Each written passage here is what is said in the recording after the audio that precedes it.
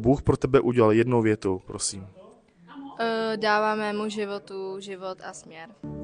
Tak hlavně to, že mě spasil, zachránil a vytáhl mě z té špíny, z toho hříchu, z toho blata. Bůh mě zachránil, protože měl jsem srdeční infarkt a už jsem ležel na smrtelné postavě a on mě postavil na nohy zpátky. Vytáhl mě z hnusného života a dal mi nový život. Bůh mě vytáhl z tohoto zkaženého světa a dal mi nový život. Ukázal mi, že nejsem nikdy sama. Dal mi smysl života. Že se narodila sestra. Bůh mě uzdravil z alergie a astmatu. Bůh mě uzdravil z toho, že mi manžel umřel a dal mi sílu jít dál. Bůh mi dal nový život a ukázal mi novou cestu. Vytáhl mě z temnoty a dal mě do světla. Bůh pro mě udělal, že mě spasil. Bůh mě zachránil od depresí a úzkosti.